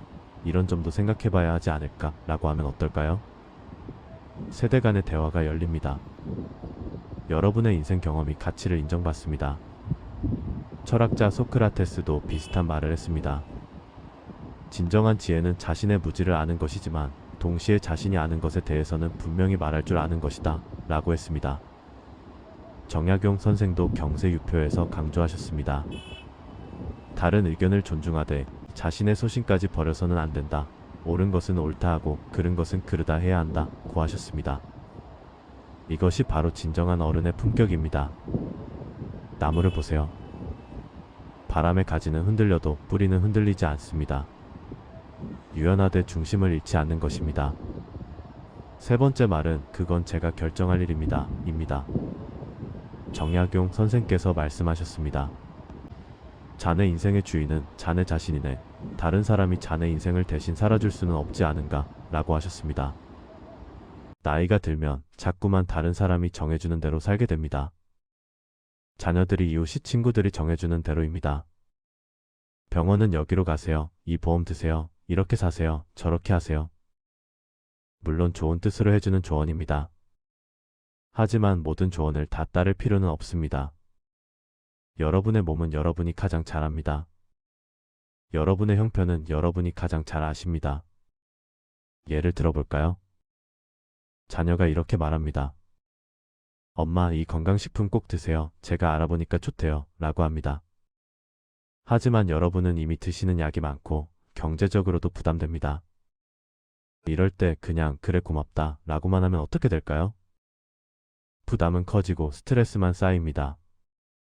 하지만 내 마음은 고맙지만 이건 내가 결정할게. 내 몸 상태를 보고 필요하면 먹을게 라고 하면 어떨까요? 자녀의 효심도 인정하고 여러분의 자율성도 지킵니다. 노자는 도덕경에서 이렇게 말했습니다. 자신을 아는 사람이 지혜롭고 자신을 이기는 사람이 강하다 라고 했습니다. 정약용 선생도 유사한 가르침을 주셨습니다. 자신의 일은 자신이 책임지고 결정해야 한다. 다른 사람에게 의지하는 것은 일시적 편안함일 뿐 진정한 평안이 아니다 라고 하셨습니다. 연못을 한번 떠올려 보세요. 맑은 연못은 바람에 잔물결이 일어도 곧 고요함을 되찾습니다. 그 이유는 연못 자체가 평온하기 때문입니다. 여러분도 마찬가지입니다. 주변이 아무리 시끄러워도 여러분의 중심이 확고하면 흔들리지 않습니다. 제자가 다시 물었습니다. 선생님, 그런데 이렇게 말하면 사람들이 저를 이기적이라고 하지 않을까요? 정약용 선생께서 미소 지으시며 대답하셨습니다. 자네, 이기적이라는 것과 자기를 존중한다는 것은 전혀 다른 일이네 라고 하셨습니다. 이기적인 사람은 자기만 생각합니다. 하지만 자기를 존중하는 사람은 자기도 존중하고 남도 존중합니다. 경계를 분명히 한다는 건 서로를 존중하는 첫걸음입니다. 담장을 생각해 보세요. 이웃집과 우리 집 사이에 담장이 있습니다. 그 담장이 있어서 서로의 사생활이 보호됩니다. 오히려 담장이 있기에 더 좋은 이웃이 될 수 있습니다. 인간관계도 마찬가지입니다. 적절한 경계가 있어야 건강한 관계가 유지됩니다. 철학자 쇼펜하우어는 이런 비유를 했습니다. 고슴도치들이 추운 겨울에 서로 따뜻함을 나누려 가까이 다가갔지만 가시에 찔려 다시 멀어졌다. 그러다 적절한 거리를 찾았을 때 비로소 따뜻함도 나누고 상처도 받지 않았다. 라고 했습니다. 사람 사이의 거리도 이와 같습니다. 너무 가까우면 상처받고 너무 멀면 외롭습니다. 적절한 거리를 유지하는 것이 지혜입니다. 정약용 선생께서 마지막으로 당부하셨습니다. 자네, 기억하게 진정으로 강한 사람은 큰 소리치는 사람이 아니네. 조용하지만 확고한 사람이 진정 강한 사람이지 라고 하셨습니다. 여러분, 이 세 마디를 기억하세요. 고맙습니다만 그건 제 몫이 아닙니다. 제 생각은 조금 다릅니다. 그건 제가 결정할 일입니다. 이 세 마디만 제대로 사용해도 여러분을 대하는 사람들의 태도가 달라집니다. 만만하게 보이던 여러분이 존중받는 어른으로 변합니다. 중요한 것은 말투입니다. 화내거나 공격적으로 말하는 게 아닙니다. 부드럽지만 단호하게 웃으면서도 분명하게 말하는 겁니다. 비단처럼 부드럽지만 강철처럼 강한 것입니다. 이것이 바로 정약용 선생께서 강조하신 온유강권의 자세입니다. 온화하되 강건하고 부드럽되 흔들리지 않는 것입니다. 다산 정약용 선생은 유배 생활 중에도 이런 품격을 잃지 않으셨습니다. 억울한 일을 당했지만 원망하지 않고 학문에 정진하셨습니다. 어려운 상황에서도 자신의 소신을 굽히지 않으셨습니다. 그 결과 500여 권의 저술을 남기시고 조선 최고의 실학자가 되셨습니다. 여러분도 지금부터 시작하세요. 오늘부터 이 세 마디를 연습해 보세요. 처음에는 어색할 수 있습니다. 괜히 미안한 마음이 들 수도 있습니다. 하지만 계속 연습하다 보면 자연스러워집니다. 그리고 놀라운 변화를 경험하게 될 겁니다. 사람들이 여러분을 다르게 대합니다. 함부로 하던 사람들이 조심스러워합니다. 여러분 자신도 당당해집니다. 마음의 평화도 찾게 됩니다. 왜냐하면 더 이상 억지로 참지 않아도 되니까요. 여러분의 인생은 여러분의 것입니다. 아직 남은 시간들을 남의 눈치 보며 사실 필요가 없습니다. 이제는 여러분이 원하는 대로, 여러분이 결정한 대로 사셔도 됩니다. 그것이 바로 진정한 어른의 자유입니다. 정약용 선생께서 남기신 마지막 가르침입니다. 인생은 짧고 시간은 소중하니 자신에게 진실하게 살라. 남을 해치지 않으면서도 자신을 지킬 줄 아는 사람이 되라 고 하셨습니다. 여러분, 오늘부터 이 지혜를 실천해 보세요. 작은 변화가 큰 변화를 만듭니다. 한 걸음 한 걸음 천천히 가도 괜찮습니다. 중요한 건 방향입니다. 여러분이 가야 할 방향을 이제는 여러분이 정하시면 됩니다. 나이가 들수록 이런 경험을 하신 적 있으신가요? 자식들이 결정된 일만 통보하고 의견조차 묻지 않습니다. 동네 모임에서도 내 말은 쉽게 무시되는 것 같습니다. 친절하게 대했더니 이용만 당하고 호락호락하게 봅니다. 여러분, 이것은 단순히 나이 때문이 아닙니다. 만만해 보이는 사람에게는 공통된 특징이 있습니다. 바로 경계가 없다는 것입니다. 조선 후기 실학의 거목이신 정약용 선생께서 유배지 강진에서 제자들을 가르치실 때였습니다. 한 제자가 고민 가득한 얼굴로 찾아왔습니다. 제자가 물었습니다. 선생님, 저는 늘 착하게 살려고 노력합니다. 그런데 사람들이 저를 우습게 봅니다. 부탁을 거절하지 못해 늘 손해만 보는 것 같습니다. 어떻게 해야 존중받을 수 있을까요? 정약용 선생께서 잠시 생각하시더니 조용히 말씀하셨습니다. 내가 만만해 보이는 이유는 착해서가 아니라 내 마음의 중심이 흔들리기 때문이다. 나무를 보아라. 뿌리가 깊은 나무는 바람이 불어도 쉽게 흔들리지 않는다. 그러나 뿌리가 얕은 나무는 작은 바람에도 이리저리 흔들린다. 사람도 마찬가지다. 마음의 중심이 없으면 다른 사람의 말 한마디에 쉽게 흔들린다. 제자가 다시 물었습니다. 그렇다면 어떻게 마음의 중심을 세울 수 있습니까? 정약용 선생께서 미소 지으시며 말씀하셨습니다. 세 가지 말만 기억하면 된다. 첫째, 생각해 보겠습니다. 둘째, 제 방식대로 하겠습니다. 셋째, 이번만입니다. 이 세 마디만 적절히 사용해도 사람들이 너를 다르게 대할 것이다. 여러분, 이 세 마디가 왜 그토록 강력한지 아십니까? 첫 번째, 생각해 보겠습니다. 이 말에는 엄청난 힘이 숨어 있습니다. 많은 시니어분들이 즉답하는 습관을 가지고 계십니다. 자식이 부탁하면 바로 그래 하고 대답합니다. 친구가 제안하면 생각도 없이 좋아 라고 합니다. 이것이 바로 만만하게 보이는 첫 번째 이유입니다. 정약용 선생께서는 목민심서에서 이렇게 말씀하셨습니다. 급하게 결정한 일은 후회가 따르고 천천히 생각한 일은 지혜가 따른다. 생각해 보겠습니다 라는 말은 거절이 아닙니다. 이것은 내가 신중한 사람임을 보여주는 표현입니다. 예를 들어볼까요? 자식이 갑자기 돈이 필요하다고 연락했습니다. 예전 같으면 얼마나 필요하니 하고 바로 물어봤을 겁니다. 하지만 이제는 이렇게 말씀하세요. 무슨 일인지 들어는 봤어. 그런데 내가 지금 생각해 볼 게 있으니 저녁 때 다시 전화할게. 단 몇 시간의 여유만으로도 상황이 완전히 달라집니다. 급하게 요구하던 자식도 다시 생각하게 됩니다. 정말 꼭 필요한 돈인지 다른 방법은 없는지 말입니다. 그리고 여러분도 냉정하게 판단할 시간을 얻습니다. 도와줄 수 있는 범위가 어디까지인지, 내 노후 자금의 문제는 없는지 말이죠. 철학자 쇼펜하우어는 이렇게 말했습니다. 서두르는 것은 지혜의 적이다. 침착함이야말로 현명함의 표시이다. 두 번째, 제 방식대로 하겠습니다. 이 말은 경계를 세우는 가장 강력한 문장입니다. 많은 분들이 다른 사람의 방식을 따르느라 지쳐 있습니다. 며느리가 원하는 방식대로 손주를 돌봅니다. 동네 사람들이 하자는 대로 따라만 갑니다. 자신의 방식이 무시당하고 존중받지 못합니다. 정약용 선생께서 유배 생활 중에도 자신만의 방식을 고수하셨습니다. 다산초당에서 홀로 학문을 연구하시며 500여 권의 책을 저술하셨죠. 주변 사람들이 뭐라 하든 자신이 옳다고 믿는 길을 걸으셨습니다. 이것이 바로 제 방식대로 하겠습니다. 라는 말의 힘입니다. 예를 들어 손주 육아 문제를 생각해 볼까요? 며느리가 이렇게 저렇게 하라고 지시만 합니다. 예전 같으면 그냥 시키는 대로 했을 겁니다. 하지만 이제는 이렇게 말씀하세요. 내 말도 일리가 있구나. 하지만 나는 내 방식대로 아이를 돌볼게. 여러 아이를 키워본 경험이 있으니 걱정하지 마. 이 한마디로 상황이 역전됩니다. 며느리도 어르신을 함부로 대할 수 없게 됩니다. 여러분의 경험과 지혜가 존중받기 시작합니다. 공자께서 논어에서 말씀하셨습니다.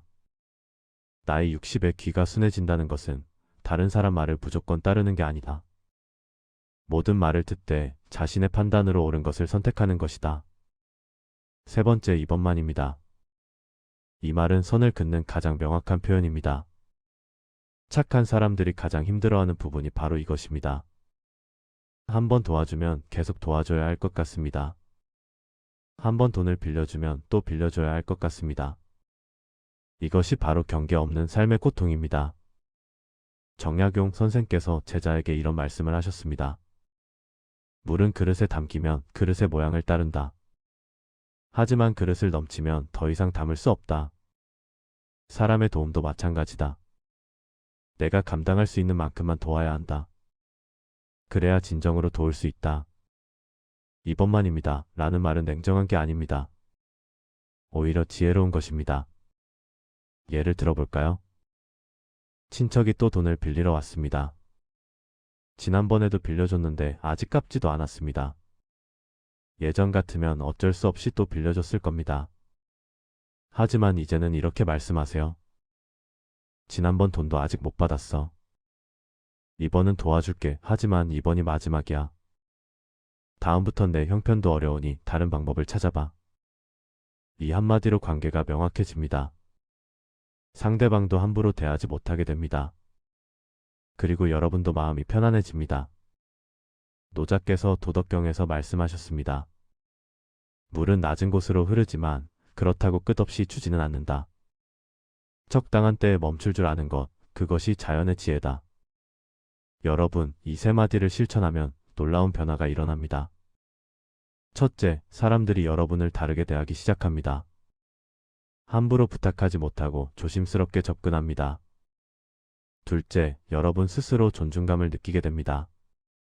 내 의견을 당당히 말할 수 있고 내 방식을 고수할 수 있습니다. 셋째, 진정한 관계가 만들어집니다. 이용하려던 사람들은 떠나가고 진심으로 대하는 사람들만 남습니다. 맹자께서 이렇게 말씀하셨습니다. 스스로를 존중하는 사람은 다른 사람도 존중하게 된다. 스스로를 가볍게 여기는 사람은 다른 사람도 가볍게 여긴다. 그렇다면 오늘부터 어떻게 실천하면 될까요? 먼저 즉답하는 습관을 버리세요. 누가 무엇을 부탁하든 생각해 보겠습니다. 라고 말하세요. 단 하루만 기다려도 상황은 완전히 달라집니다. 둘째, 여러분만의 방식을 지키세요. 다른 사람이 뭐라 하든 제 방식대로 하겠습니다. 라고 하세요. 평생 쌓아온 경험과 지혜를 믿으세요. 셋째, 명확한 선을 그으세요. 도와줄 수 있는 것과 없는 것을 구분하세요. 이번만입니다. 라고 당당히 말하세요. 정약용 선생께서 목민심서에서 이렇게 말씀하셨습니다. 원칙이 있는 사람은 흔들리지 않고 경계가 있는 사람은 침범당하지 않는다. 여러분, 만만해 보인다는 것은 착해서가 아닙니다. 경계가 없어서입니다. 오늘부터 이 세 마디를 기억하세요. 생각해 보겠습니다. 제 방식대로 하겠습니다. 이번만입니다. 이 간단한 세 마디가 여러분의 삶을 완전히 바꿀 것입니다. 더 이상 만만한 사람이 아닌 존중받는 어른으로 거듭나실 겁니다. 마지막으로 장자의 말씀을 전하며 마치겠습니다. 물은 고요할 때 가장 깊어 보인다. 사람도 중심이 있을 때 가장 강해 보인다. 여러분의 마음에 깊은 중심을 세우시길 바랍니다. 그리하여 흔들림 없이 존중받는 삶을 사시길 기원합니다. 살다 보면 누구나 한 번쯤은 이런 경험을 하게 됩니다. 착하고 순한 성품 때문에 혹은 말이 없고 조용한 성격 때문에 만만하게 보이는 일말입니다. 직장에서든 친척 모임에서든 심지어 자식들과의 관계에서도 그렇습니다. 좋은 말로 하면 듣지 않고 부당한 요구를 해도 거절하지 못할 거라 여깁니다. 그런데 여러분, 이런 상황을 단번에 뒤집을 수 있는 방법이 있다는 걸 아십니까? 조선 후기의 대학자 정약용 선생께서 이에 대한 명쾌한 답을 남기셨습니다. 어느 봄날 정약용 선생의 서재에 한 제자가 찾아왔습니다. 제자의 얼굴에는 깊은 고민이 서려 있었습니다. 제자가 조심스럽게 입을 열었습니다. 선생님, 저는 평생 착하게 살려고 노력했습니다. 남에게 해를 끼치지 않고 양보하며 겸손하게 지내왔습니다. 그런데 사람들은 제 착함을 약점으로 여기는 것 같습니다. 이제는 어떤 부탁이든 저에게 먼저 떠넘기고 제 의견은 무시합니다. 어떻게 해야 이 상황에서 벗어날 수 있을까요? 라고 물었습니다. 정약용 선생께서는 잠시 창밖을 바라보셨습니다. 마당에는 대나무 한 그루가 바람에 흔들리고 있었습니다. 선생께서 부드럽게 말씀하셨습니다. 자네는 저 대나무를 보게. 태풍이 불어와도 꺾이지 않고 눈이 쌓여도 버텨내는 것을 보았는가? 하지만 대나무는 단단한 소나무보다 더 유연하고 부드럽네. 그런데도 아무도 대나무를 만만하게 보지 않는 이유가 무엇일까? 제자가 고개를 갸우뚱하며 생각에 잠겼습니다. 선생께서 다시 말씀을 이어가셨습니다. 대나무에게는 세 가지가 있기 때문이라네. 첫째는 속이 비어있되 중심은 곧다는 것이고, 둘째는 겉으로는 흔들려도 뿌리는 단단하다는 것이며, 셋째는 필요할 때는 칼날처럼 날카로워진다는 것이라네. 착한 사람이 만만하게 보이는 이유는 이 세 가지가 없기 때문이라네 라고 하셨습니다. 제자의 눈이 조금씩 밝아지기 시작했습니다. 정약용 선생께서는 제자에게 차 한 잔을 따라주시며 말씀하셨습니다. 자네가 진정 상황을 바꾸고 싶다면 세 마디만 기억하게. 첫 번째 마디는 고맙습니다만 그건 제 몫이 아닙니다. 라는 것이라네. 두 번째 마디는 제 생각은 다릅니다. 라는 것이고, 세 번째 마디는 다시는 그런 일이 없어야겠습니다. 라는 것이라네. 이 세 마디가 바로 만만한 사람을 당당한 사람으로 바꾸는 힘이라네. 라고 가르침을 주셨습니다. 여러분, 이 세 마디가 왜 그토록 강력한 힘을 지니는지 함께 살펴보겠습니다. 첫 번째 마디인 고맙습니다만 그건 제 몫이 아닙니다. 라는 말에는 깊은 지혜가 담겨 있습니다. 많은 분들이 거절을 무례한 행동이라 여기십니다.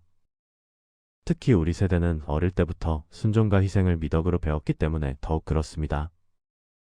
하지만 정약용 선생께서는 목민심서에서 이렇게 말씀하셨습니다. 각자의 직분이 있고 각자의 책임이 있으니 이를 명확히 하는 것이 바른 다스림의 시작이라네 라고 하셨습니다. 이 말씀은 관리들에게 한 것이지만 우리 삶에도 똑같이 적용됩니다. 여러분의 착함은 소중한 덕목입니다. 하지만 그 착함이 남의 책임까지 떠안는 것을 의미하지는 않습니다. 마치 밭에서 자기 구역을 열심히 가꾸는 것은 좋지만 남의 밭까지 대신 매줄 필요는 없는 것과 같습니다.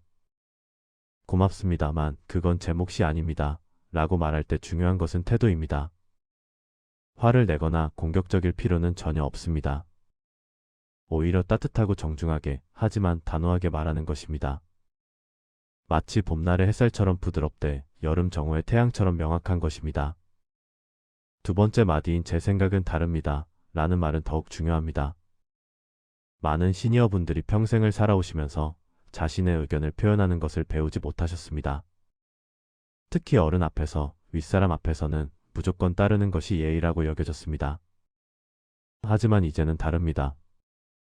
여러분의 오랜 인생 경험에서 나온 생각과 의견은 존중받아야 마땅합니다. 정약용 선생께서는 제자들에게 이렇게 가르치셨습니다.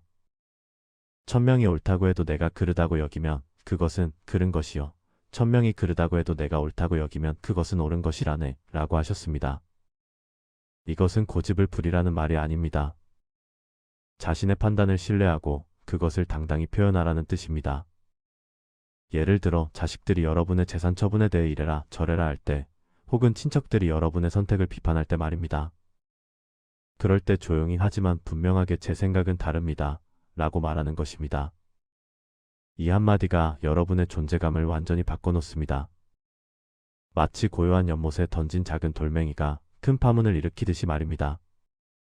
세 번째 마디인 다시는 그런 일이 없어야겠습니다. 라는 말은 가장 강력한 선언입니다.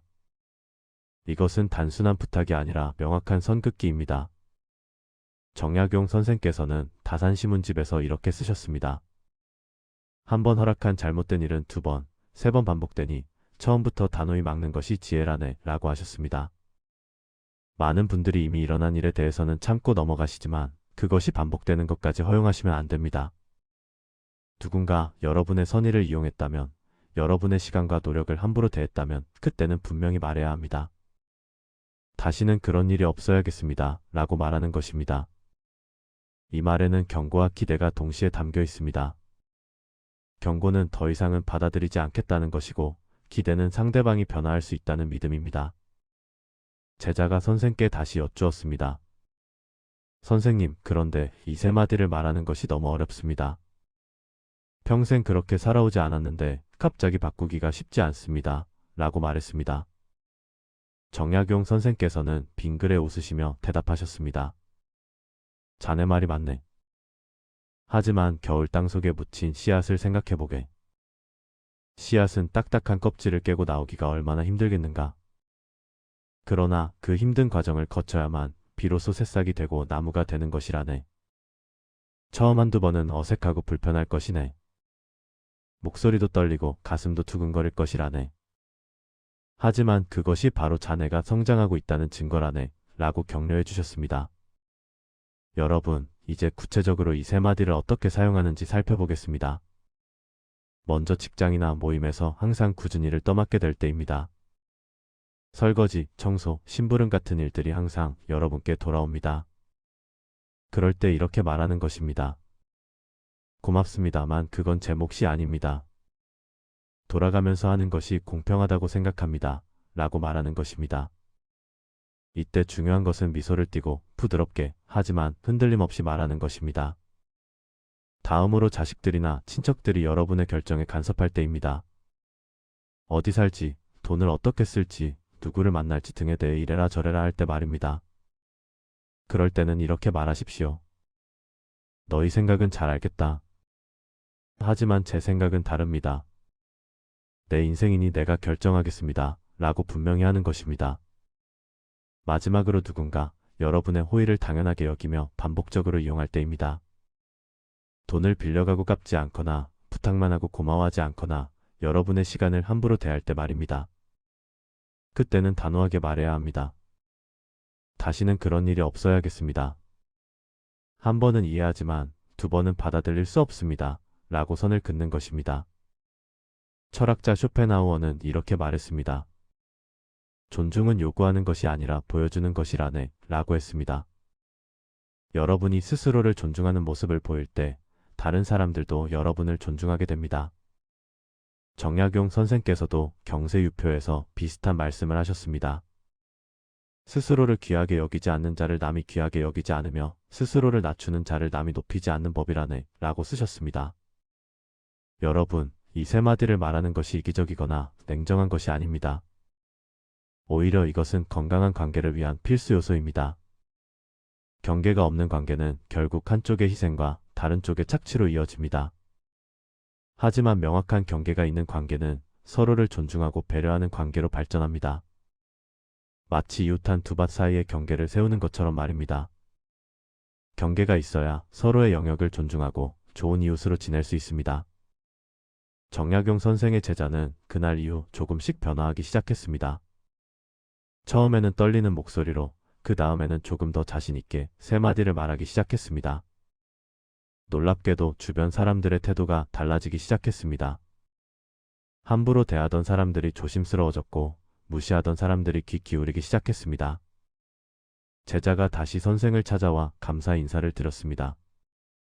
선생님의 가르침 덕분에 제 삶이 완전히 바뀌었습니다. 라고 말했습니다. 정약용 선생께서는 고개를 저으며 말씀하셨습니다. 내가 자네를 바꾼 것이 아니라네. 자네가 원래 가지고 있던 힘을 깨달은 것뿐이라네. 대나무는 처음부터 대나무였네.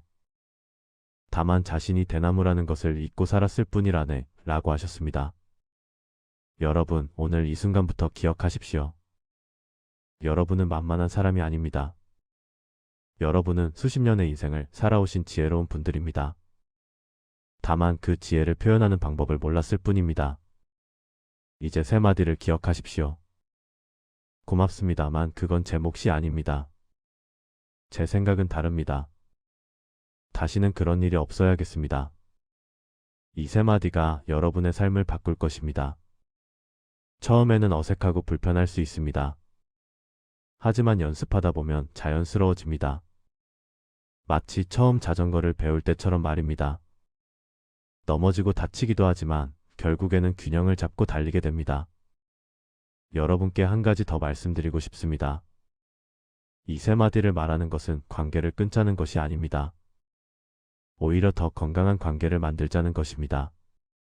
진정으로 여러분을 아끼는 사람이라면 여러분의 경계를 존중할 것입니다.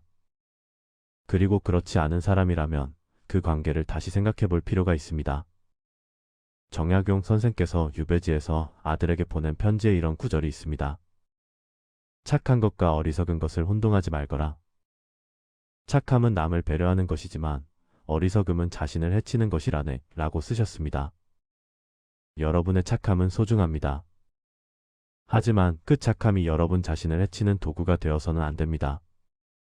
이제 오늘부터 연습해 보십시오. 작은 일부터 시작하십시오. 마트에서 새치기 하는 사람에게, 무리한 부탁을 하는 지인에게, 여러분을 함부로 대하는 사람에게 말입니다. 고맙습니다만 그건 제 몫이 아닙니다. 제 생각은 다릅니다. 다시는 그런 일이 없어야겠습니다. 이 세 마디가 여러분의 무기가 될 것입니다. 칼처럼 날카롭지만 방패처럼 든든한 무기 말입니다. 그리고 언젠가 여러분도 깨닫게 될 것입니다. 여러분은 원래부터 만만한 사람이 아니었다는 것을 말입니다. 다만 자신의 힘을 사용하는 법을 몰랐을 뿐이라는 것을 말입니다. 정약용 선생의 지혜처럼 여러분 안에도 대나무의 힘이 있습니다. 유연하되 꺾이지 않고 부드럽되 단단하며 조용하되 강한 힘 말입니다. 이제 그 힘을 꺼내 쓸 시간입니다. 여러분의 남은 인생이 더욱 당당하고 존중받는 삶이 되기를 바랍니다.